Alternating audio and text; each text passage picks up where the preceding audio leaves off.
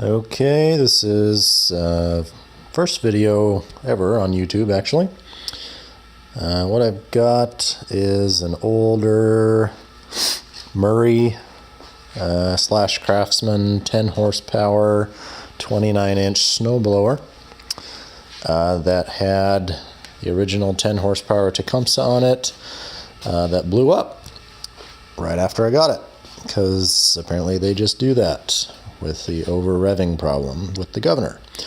So I bought a Harbor Freight 212cc 6.5 horsepower engine and mounted it up. It does not fit directly.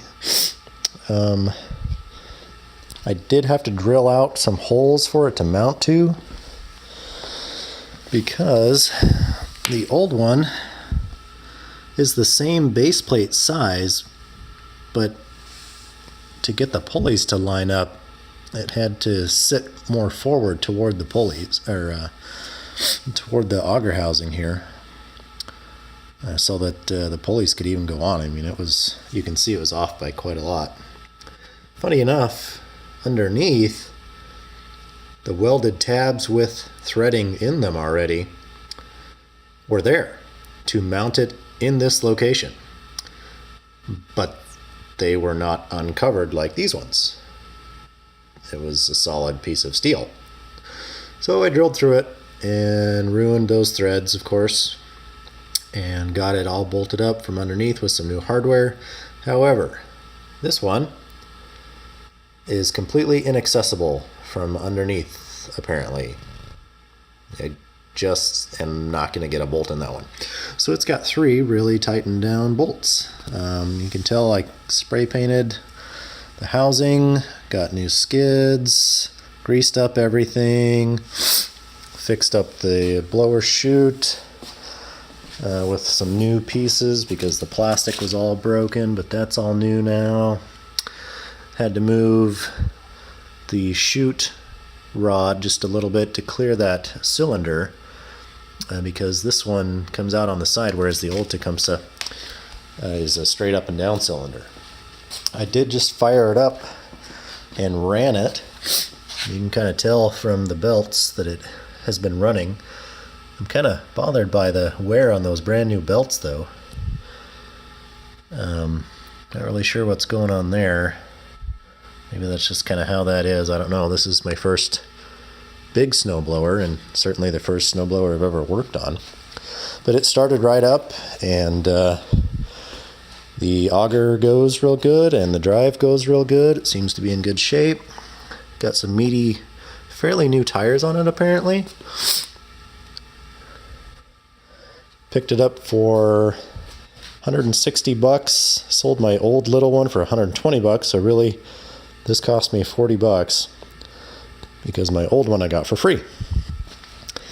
And then the engine from Harbor Freight was on sale for $95.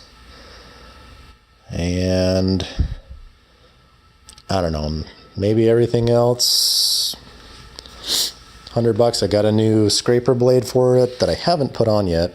I just turned the old one around. And I've got some paddles I'm going to put on the impeller blade after I kind of figure out the best way to attach the paddles that I bought. They're actually body panel filler little paddles from Harbor Freight. It's like $9 for a box of a bunch.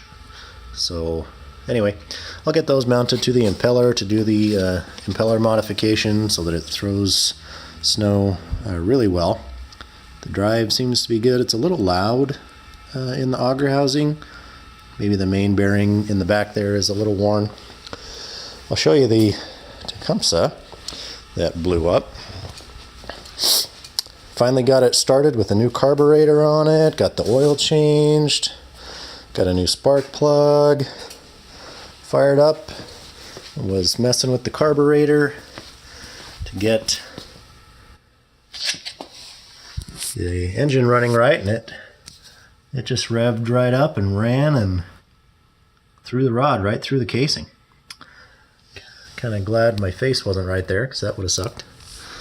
So, not really sure what I'm going to do with this. Maybe get a new short block and add all the components back on it, make a new engine out of it, maybe swap it back onto the snowblower, I don't know.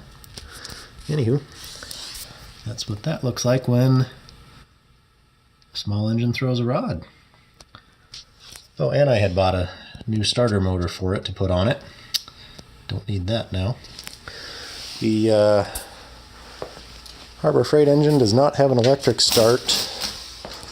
Apparently you can add one with some Honda kit pieces that you can buy. So you could add an electric starter to this model if you want to go through the hassle of getting some other parts and putting them on. Apparently it costs around $100 minus the starter.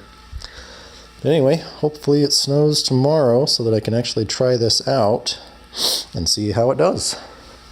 I'm really excited to see if it actually works or not. So probably got a, I don't know, $500 or $700 snowblower when it was new. Into it maybe $300 so far.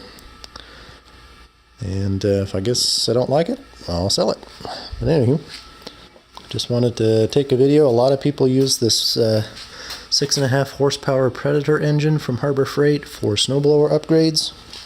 Watched a whole bunch of videos of other people doing it, and it seemed to work really well.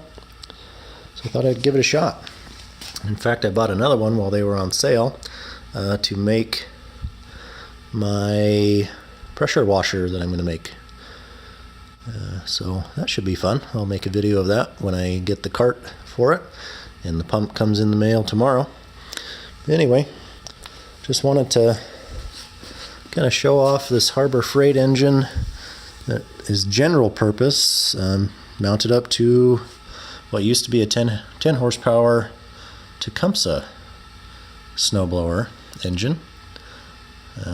The pulleys are the same 3/4 inch shaft pulleys. This shaft appears to be just slightly shorter than the Tecumseh shaft. That pulley had to hang off the end just a little bit. You can see there's a shim in there to push it out just a little farther, because otherwise it just wasn't going to line up with that. You can see they line up pretty good. Auger belt has just a little bit of misalignment to it, but that's as good as it's going to get. The drive belt is aligned, but that's as far forward as that engine is going to get. Again, that shaft is just ever so slightly shorter than the Tecumseh one. So it is off just a little bit. I might even need a longer auger belt, because in standby mode it still spins the auger even though the handle's not engaged with that tensioner pulley right there. So I backed it off all the way, actually. You can see that. And it still spins. You can kind of see how much play is in the belt with no tension on it. It kind of looked like that should be enough, but it doesn't seem to be enough. The engine still spins the auger. And this brake down here that is supposed to brake that pulley on the auger there doesn't actually pull tight against the wheel when you let off. It does not actually stop that wheel from turning. There's supposed to be a little brake there, but it does not quite pull it all the way tight to that wheel to stop it all the way.